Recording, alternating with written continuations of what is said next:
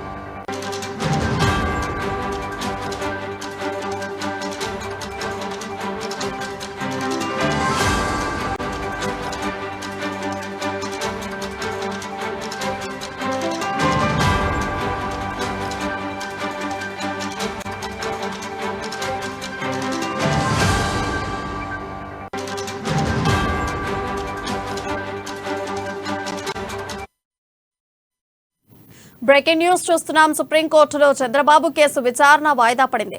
Justice SV Bhatti, justice Sanjiv Khanna bench విచారణకు విముఖత చూపారు. తెలుగు న్యాయమూర్తి భట్టి విచారణ నుంచి తప్పుకున్నారు.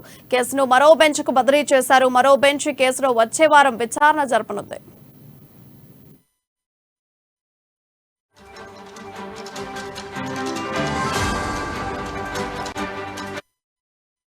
కోర్టులో చంద్రబాబు కేసు విచారణ వాయిదా పడింది. Justice SV Bhatti, justice Sanjiv Khanna bench విచారణకు విముఖత చూపారు. తెలుగు న్యాయమూర్తి భట్టి విచారణ నుంచి తప్పుకున్నారు. ఇక దీనిపై మరింత సమాచారం ఇన్పుట్ ఎడిటర్ శ్రీనివాస్ తెలియజేస్తారు. శ్రీనివాస్, చెప్పండి, మీ దగ్గర ఉన్న అప్డేట్స్ ఏంటి? ఈరోజు సుప్రీంకోర్టులో చంద్రబాబు నాయుడు క్వాష్ పిటిషన్ సంబంధించి 2 సార్లు ఎదురుదెబ్బ తగిలిందని చెప్పొచ్చు. ఎందుకంటే ముందుగా ఉదయం ఈ క్వాష్ పిటిషన్ ను జస్టిస్ ఖన్నా, అదేవిధంగా జస్టిస్ ఎస్విఎన్ భట్టి ద్విసభ్య బెంచ్ ముందుకు ఈ కేసును పంపించడం జరిగింది. అయితే ఈ కేసును నాట్ బిఫోర్ మీ అంటూ జస్టిస్ ఖన్నా బెంచ్ విచారణకు విముఖత చూపింది. వెంటనే ఈ నాట్ బిఫోర్ మీ అన్నది చీఫ్ జస్టిస్ కు తెలియజేయడంతో చీఫ్ జస్టిస్ ఆ తర్వాత కొద్దిసేపటి సమయానికి ఈ కేసును టేకప్ చేయడం జరిగింది. అయితే కేసును టేకప్ చేసిన క్రమంలోనే చంద్రబాబు తరపు న్యాయవాది లూత్రా ఏదైతే చంద్రబాబు అరెస్ట్ తప్పుపడుతూ అక్రమ అరెస్ట్ గా పేర్కొనడం జరిగింది. 17A చంద్రబాబు నాయుడుకు వర్తించదు అని చెప్పేసి కూడా కోర్టులో వాదన వినిపించడం జరిగింది. అయితే దీని మీద చీఫ్ జస్టిస్ స్పందిస్తూ దీనికి సంబంధించి మరింత విచారణ జరగాలి కాబట్టి, మరింత వాదన జరగాలి కాబట్టి దీన్ని వచ్చే నెల 3వ తారీఖు వాయిదా వేస్తున్నట్టు చెప్పడం జరిగింది. అయితే క్వాష్ పిటిషన్ మీద అనుమతించవద్దని చెప్పేసి at the same time CID తరపు న్యాయవాదులు కూడా చీఫ్ జస్టిస్ చెప్పడం జరిగింది. సిఐడి తరపు న్యాయవాది రంజిత్ కుమార్ ఈ విషయంలో సిజేఐతో వాదన వినిపించడం జరిగింది. ఇప్పటికే ఈ కేసుకు సంబంధించి అనేక సాక్ష్యాలు సేకరించడం జరిగింది. సేకరించిన మీదనే దీనికి సంబంధించి పూర్తి ఎవిడెన్స్ వచ్చిన తర్వాత చంద్రబాబు నాయుడు అరెస్ట్ చేశామని చెప్పేసి కూడా సిజే ముందు చెప్పడం జరిగింది. మరోవైపు చంద్రబాబు తరపు న్యాయవాదులు ఏదైతే ఏసీబీ కోర్టులో కస్టడీ పిటిషన్ ఉందో పిటిషన్ అడ్డుకోవాలని చెప్పేసి, విచారణ జరగకుండా చూడాలని చెప్పేసి కూడా ఆదేశాలు ఇవ్వాలని సిజేఐకి సూచించారు. ఈ విషయంలో సిజేఐ స్పందిస్తూ ఏసీబీ కోర్టు ఏదైతే విచారణ జరుగుతుందో దాన్ని అడ్డుకోలేమని చెప్పేసి కూడా స్పష్టం చేయడం జరిగింది. దీంతో ఏదైతే ఏసీబీ కోర్టు విచారణ యథావిధిగా కొనసాగుతుంది.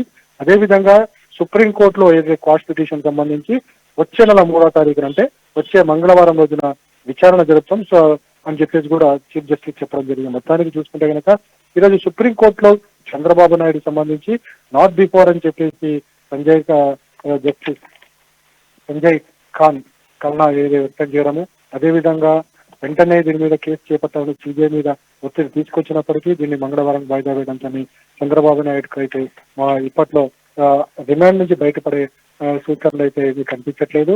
ఇక మరోవైపు చూసుకుంటే కనుక ఆంధ్రప్రదేశ్ లో హైకోర్టు విషయానికి వస్తే హైకోర్టులో ఇప్పటికీ ఇన్నర్ రింగ్ రోడ్ సంబంధించి చంద్రబాబు బెయిల్ పిటిషన్ మీద వాదనలు కొనసాగుతున్నాయి. ఇక మరోవైపు చూసుకుంటే కనుక A14 గా నిన్న ఏదైతే లోకేష్ పేరును చేర్చడం జరిగిందో, లోకేష్ కూడా ఇప్పుడు బెయిల్ కి సంబంధించి పిటిషన్ వేసినట్లు మనకి సమాచారం అందుతుంది. ఇక ఈ రెండు అయిపోయిన తర్వాత మరికొద్ది సేపట్లో ఏసీబీలో చంద్రబాబు కస్టడీ పిటిషన్ సంబంధించి కూడా విచారణ జరగబోతోంది. మొత్తానికి ఈ రోజు చంద్రబాబు నాయుడు సంబంధించి అటు సుప్రీంకోర్టులోను, ఇటు హైకోర్టులోను, ఇటు ఏసీబీ కోర్టులో అయితే వాదనలు వాడివేడిగా జరుగుతున్నాయి. చూద్దాం రిజల్ట్ ఏ విధంగా ఉంటుందని టీడీపీ శ్రేణులు వెయిట్ చేస్తున్నారు. ప్రియా. రైట్. అయితే శ్రీనివాస్, ఇప్పుడు చంద్రబాబుకి వరుసగా వాయిదాలు పట్టవు, ఆయనకి బెయిల్ రాకపోవడానికి అసలు కారణాలు ఏమై ఉండొచ్చు?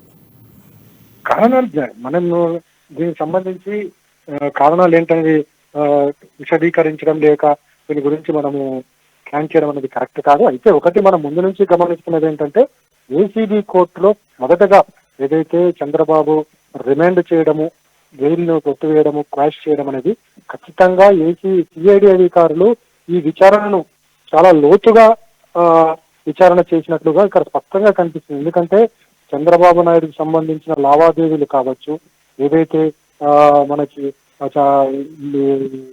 సూట్ కేస్ కంపెనీలు కావచ్చు, షెల్ కంపెనీలు కావచ్చు, అదేవిధంగా ఏర్పాటు చేసిన డిజిటల్ టెక్ కంపెనీ కావచ్చు, ఇవన్నీ కూడా పగడ్బందీగా సాక్ష్యాలు సేకరించారు. ఎప్పుడైతే ఏసీబీ కోర్టులో చంద్రబాబు నాయుడు అరెస్టు అనేది అంత ఆషామాషి వ్యవహారం కాదు. ఒకవేళ గతంలో కూడా ఈ చంద్రబాబు నాయుడుకి సంబంధించి అనేక కేసుల్లో అనేక లూప్ హోల్స్ వల్ల చంద్రబాబు నాయుడు విచారణను అడ్డుకోగలిగారు, స్టేలు తెచ్చుకోగలిగారు. కాబట్టి ఈసారి అలా జరగకుండా పక్కా ఎవిడెన్స్ లో ఖచ్చితంగా కోర్టు ముందు ఉంచాలి అన్న ఒకే ఒక సంకల్పంతో, లక్ష్యంతో సిఐడి అధికారులు పనిచేసినట్టు మనకు స్పష్టంగా కనిపిస్తుంది. ఎందుకంటే ఏదైతే షెల్ కంపెనీలను అన్నింటినీ కూడా బ్రేకప్ చేయడం, అసలు ముఖ్యమంత్రిగా ఉన్నప్పుడు చంద్రబాబు నాయుడు దగ్గర పనిచేసిన గంటా సుబ్బారావు ఎలా 3 చోట్ల అటు సీఎం ఎక్స్ అఫీషియల్ కింద, హయ్యర్ ఎడ్యుకేషన్ ఎక్స్ అఫీషియల్ కింద, అదే విధంగా ఏదైతే థర్డ్ డిజిటల్ టెక్ కంపెనీ అయితే ఆ కంపెనీ ఎండీ కింద, అంటే 3 రోల్స్ ఎలా ప్లే చేయగలిగాడు అనేదాన్ని బ్రేక్ చేయగలిగింది. అదే విధంగా ఏ విధంగా చంద్రబాబు నాయుడు క్యాబినెట్ ను పరిగణనలోకి తీసుకోకుండా జస్ట్ సిమెంట్స్ కంపెనీ ఒప్పందం జరిగిందని మాత్రమే చెప్పేసి మిగతావన్నీ కూడా సిమెంట్స్ తో సంబంధం లేకుండా అది మామూలు ఒప్పందం చేసుకుని ఆ ఒప్పందాల మీద కూడా ఏ కంపెనీతో చేసుకుంటున్నాము, డేట్ ఎప్పుడు, సంతకం ఎవరిది అనేది ఎక్కడ కూడా మెన్షన్ చేయని అలాంటివన్నీ కూడా సిఐడి అధికారులు సేకరించడం జరిగింది సాక్ష్యాలుగా. అదేవిధంగా నోట్ ఫైల్స్, ప్రభుత్వంలో పనిచేసే అధికారులు, ఫైనాన్షియల్ సెక్రటరీ కావచ్చు, చీఫ్ సెక్రటరీ కావచ్చు, note files Chandrababu Naidu sanction చేయమన్నప్పుడు ఇది మాకు కుదరదు, ఇది కరెక్ట్, ఇది ఇలా చేయడం కరెక్ట్ కాదని చెప్పేసి కూడా చెప్పడం జరిగింది. సో ఈ నోట్ ఫైల్స్ అన్నింటిని కూడా వాళ్ళు సేకరించగలిగారు. ఈ సేకరణ ఇవన్నీ, అదే విధంగా ఏ విధంగా నిధులన్నీ బయటికి వెళ్లిపోయి ప్రభుత్వ నిధులు అన్నిటిని కూడా పక్కగా సాక్ష్యాలు సేకరించారు. ఆ తర్వాత ఇది ఎక్కడి నుంచి ఎక్కడికి వెళ్ళాయి షెల్ కంపెనీలు, ఈ షెల్ కంపెనీలు ఎవరు, ఈ షెల్ కంపెనీలకు ఆర్జుడు ఎవరు, ఇవన్నిటిని కూడా సాక్ష్యాలు సేకరించి ఈ సేకరణ అన్ని కూడా ఏసీబీ కోర్టు ముందు పెట్టడం జరిగింది. ఏసీబీ కోర్టులో అన్ని పరిశీలించిన తర్వాతనే చంద్రబాబు నాయుడుకి రిమాండ్ ఇవ్వడం జరిగింది.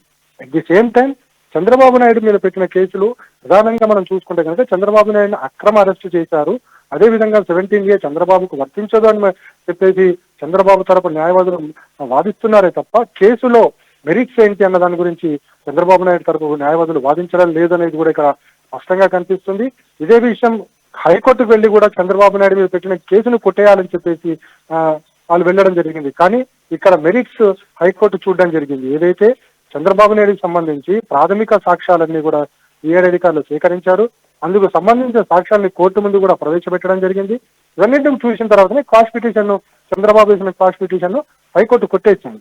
సో ఇక్కడ మనకి ఈ కోర్టుల్లో ఏవి కూడా గుడ్డిగా ఉంటాయి అనేది ఎత్తి మాత్రం అది సమంజసం కాదు. ఎందుకంటే జడ్జిలు అనేవాళ్ళు చాలా ఇది ట్రాన్స్పరెంట్ గా ఉంటారు. అక్కడ కేసుకు బట్టి, కేసులో ఉన్న సాక్ష్యాలను బట్టి జడ్జి తీర్పు ఉంటుందనేది ఇక్కడ మనకు స్పష్టమవుతుంది. చంద్రబాబు హై ప్రొఫైల్ వ్యక్తి అయి ఉండవచ్చు, కానీ చట్టం ముందు అందరూ సమానమే అనేది మాత్రం ఇక్కడ స్పష్టంగా చంద్రబాబు కేసును బట్టి చూస్తే మనకు అర్థమవుతుంది.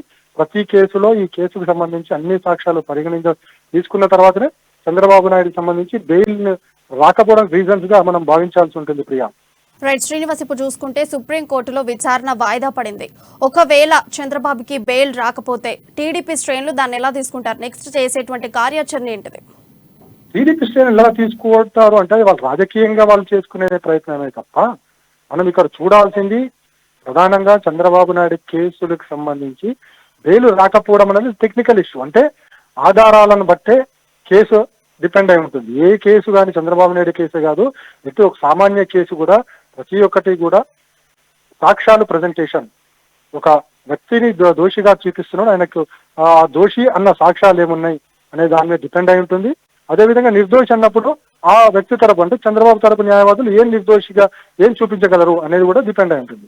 సో ఇవన్నీ కూడా పార్టీలు ఏదో ఒక రకంగా తీసుకోవచ్చు, ఎందుకంటే రాజకీయంలో ఉన్నారు కాబట్టి రాజకీయ కక్షగా వాళ్ళు అనుకుంటుండొచ్చు. కానీ ఇది తప్పు జరిగిందా లేదా, ఇక్కడ స్కామ్ జరిగిందా లేదా అనేది ఇక్కడ కోర్టులు చూస్తాయి.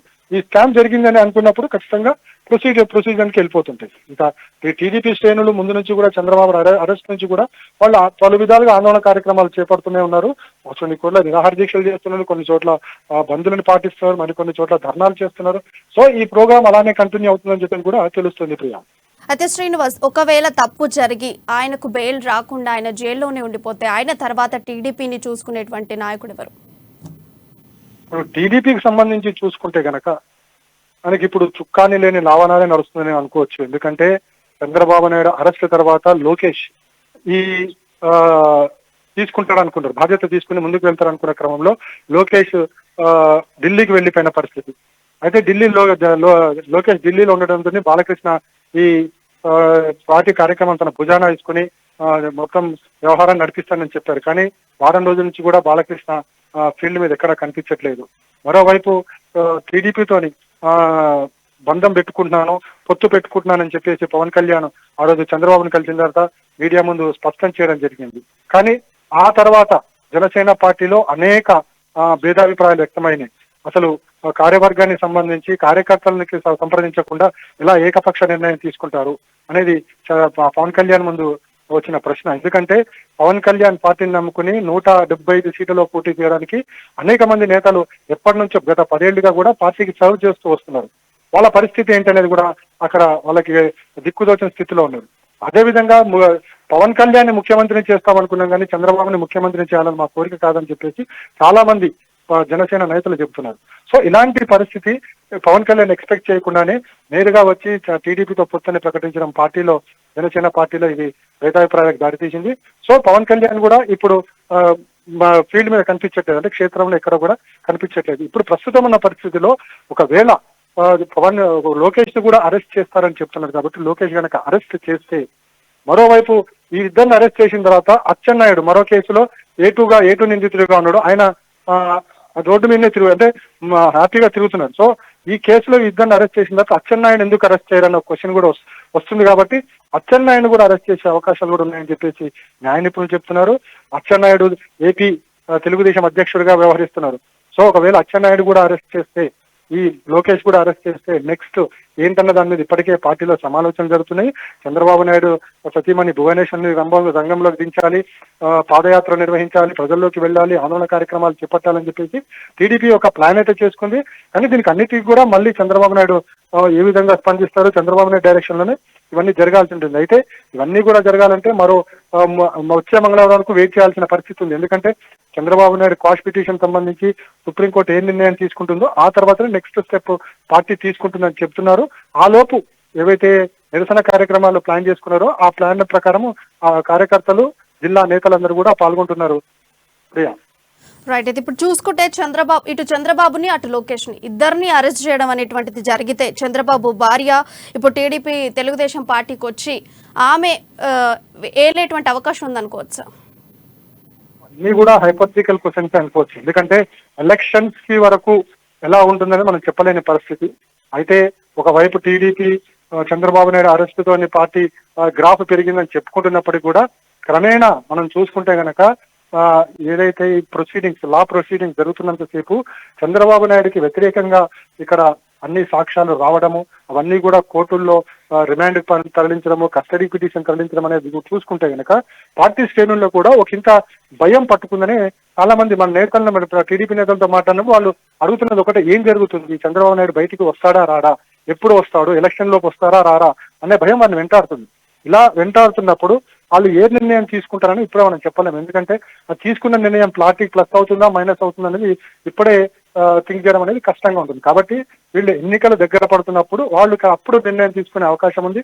సో అప్పటి వరకు చంద్రబాబు నాయుడు బయటికి రాడా అనే అది కూడా ఉంది. కానీ ఏదేమైనప్పుడు కూడా అంతా కూడా న్యాయం చేతిలో ఉంటుంది, చట్టం చేతిలో ఉంటుంది. కాబట్టి చట్టం ఏ నిర్ణయం తీసుకుంటూ మనం చూడాల్సి ఉంటుంది. ప్రియా, చంద్రబాబు అరెస్ట్ పట్ల, లోకేష్ అరెస్ట్ అవ్వబోతాడేమో అన్న అపోహ పట్ల ఇప్పుడు టీడీపీ శ్రేణులు ఎవరైనా పార్టీ మారేటువంటి అవకాశాలు కనిపిస్తున్నాయి? ఇదివరకు ఎవరైనా పార్టీ మారిన వాళ్ళు ఎవరైనా ఉన్నారా?